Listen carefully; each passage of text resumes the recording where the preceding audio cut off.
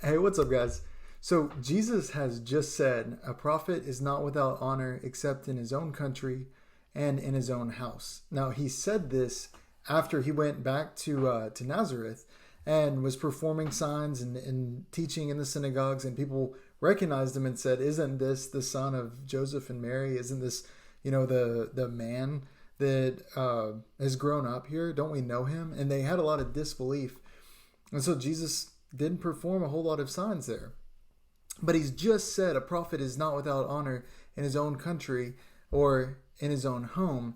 And it's at that time we open up in Matthew 14. And it's at that time where Herod has heard the reports about Jesus, and he tells his servants that this is John the Baptist who's risen from the dead, and therefore these powers are at work in him. This tells you something, because Herod, it goes into the backstory of why would Herod say that. And the reason is that Herod had just had him killed.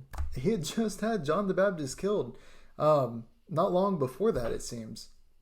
And the reason why John was even locked up in the first place is because he came to Herod, the bad king of Israel, right? He came to Herod and told him that it wasn't lawful for him to be with the wife that he had. Why? Because the wife that he had was his brother's wife. And Herod, he wanted to kill him because he didn't like that. He didn't like being told that, but he was scared of what the people would do, because he knew that the people saw John as a prophet. And so he couldn't kill him, and he just locked him up instead. But then they were having this ball or fest or something like that. And it was Herod's birthday, actually. And his brother's daughter came and danced before them, and it pleased Herod so much he told her that he would give her anything that she wanted. Now it says her mother, and I assume that is Herod's wife that was once his brother's wife, right? Her mother told her to ask for John the Baptist's head on a platter, right? And because Herod had made those vows and he had made those promises in front of the company that he had made those promises in front of, he had John the Baptist beheaded and his head brought and served on a platter to his brother's daughter. This is pretty messed up. It's some pretty messed up stuff, but it shows you how Herod ruled, right? Herod ruled in a lot of fear. This is the same reason why when Jesus was born and the Magi came, he had all the male babies, like under 2, slaughtered, right? Because he didn't want to lose his power. And you notice that in all of these things, the first thing that comes to mind when he hears about Jesus is he thinks, that's John the Baptist. That's the prophet that I killed, who's come back and has all these powers working in Jesus because I killed him.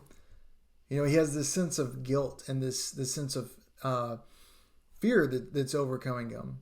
And when he's talking to his brother's daughter and around the people that are with him, he knows that the people in the land think that John is a prophet, right? And he's scared of their reaction. And then he makes this promise, and when he's asked for John the Baptist's head, which he's scared to do anyways, he's scared to go back on his word with the company that he has. So he's living a life that's just in total fear of everything that's going on around him. And it's like his world is spinning out of control, right? And he's bound to different things that they kind of control his decisions, and he's not doing what he wants to do. This is the ultimate form, guys. Or not ultimate form, but this is a huge depiction of what it's like to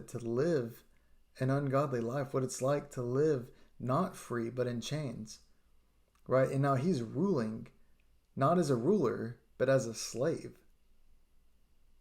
And when all of this stuff is going on, right, and he had John beheaded, and he hears this news about Jesus, it instantly strikes fear into him. And you got to imagine he's been living with this fear of somebody taking over his throne, the Messiah, to come for 30 years at this point. Because he got the word when the Magi came, when Jesus was born, slaughtered all the kids. And then he's been living with this for 30 years. And he's heard all the chatter, and now he's hearing about somebody who's came in power, that the people are calling the Messiah. Right? And he thinks that surely this is it, and it's his fault, and it's powers from beyond the grave, and it's because of who he killed that's came back to life. All these things. But Jesus, he hears what happened. He hears that John the Baptist was beheaded. Right? And this is you can imagine that Jesus, who 2 or 3 chapters earlier heard about his doubt while he was in prison, heard that he was questioning, is he the one? And he sends his response back to him to see everything that's been done. Right? And there's this crushing that happens, much like when Jesus saw the Lazarus' tomb. Right? He was moved with compassion, and he cried out for Lazarus to be resurrected and to come back. Right? But here, Jesus hears this, and immediately what he does is he leaves. He wants to be by himself, as Jesus often did. Right? And you can only wonder if this is a sign of what's to come for him. But he leaves. He wants to be alone, and it says he got in a boat and dipped. Didn't want to be around anybody. But the multitudes heard it, and they followed him on foot from the cities. Right? They heard the same news, and they heard that Jesus was leaving, and they followed him on foot from the cities. And when he came out, he saw this multitude of people that were following him. And you can only imagine the sorrow, that the mourning that Jesus was feeling inside. He came out and he saw the crowds, and still he was moved with compassion for them. And he comes out when he wanted to be alone, but was followed. He comes out and he heals their sick. And I don't know how long this journey was, but his disciples come up to him and tell him that they're in a place where there's nothing, it's deserted, and that he needs to go ahead and send the people away so that they can go buy food. But Jesus tells them that don't send them away, just give them something to eat.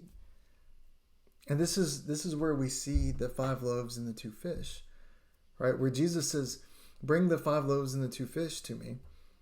Right? And then it says that he commanded the multitudes to sit down on the grass. He looked up, or he took the 5 loaves and the 2 fish, and looking up to heaven, he blessed and broke and gave the loaves to the disciples, and the disciples gave to the multitudes. Right? And everybody ate and were filled, and they took up 12 baskets full of the fragments that remained.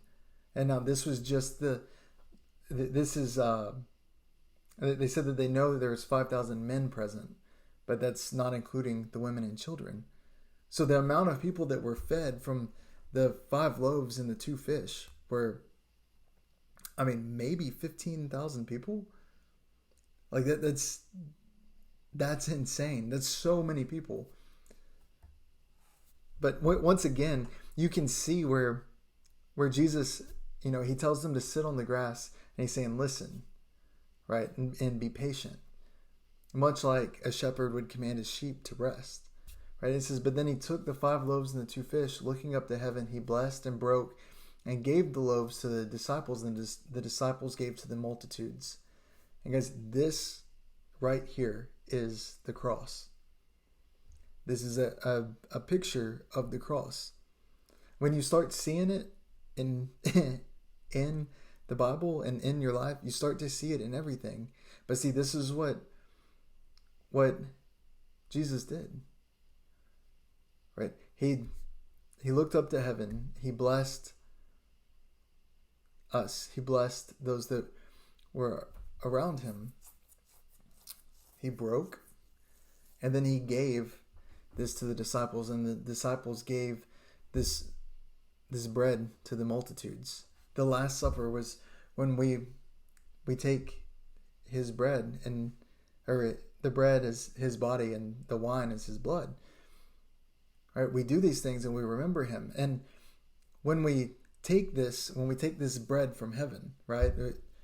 When we take this word that has been given to us, we give it to the multitudes. When you walk as a disciple, you give it to the multitudes, right? And it's those people that are hungering, those people that have followed, the people that are listening, that are patient, that are kind. These are the people who receive the bread. These are the people that receive the word that's been given to them, right? But then you have the people like Herod, right? And you have the daughter of his brother that comes and dances and asks for something wicked, right? And this was a wicked king in a wicked household. We see that, right? But there's another time where something very similar happened, but ended in good because it came from somebody who listened and followed the word of God. And this was Esther. Remember, Esther came before the king, and she was very pleasing and pleasant in the sight of the king. And he offered to give her anything she wanted, up to half the kingdom. And what she asked for was for compassion, right? What she asked for was something that came in the form of salvation for her people. She asked for something that was good instead of something that was wicked. And so we have two kings, right? We have two women. One asking for what's righteous, and one asking for what's not good. Just like we had two thieves on the cross. We had one who asked for what was righteous, asked that he be remembered. And we had one who continued to mock and ridicule. And these things are what we see in life. These things are what we see in the life of Christ. And this is ultimately what we're called to do as Christians is share that word. And it doesn't matter what your circumstances are. It doesn't matter what the outcomes that you see are. You continue, even if you're crushed, even if you don't feel like it, you continue to be like Christ and to have compassion and to show love and to give and to provide where you can and when you can. Because that's what love is, and that's what love does. You know, love is what you do despite what you feel, right? That's a quote that I heard, and I absolutely love it. But I'm going to say that again. Love is what you do despite what you feel. It's not just what you feel in your heart. Your heart is wicked and deceitful above all things. But it's what do you do even when you don't feel like it? What do you do when given the opportunity? Right?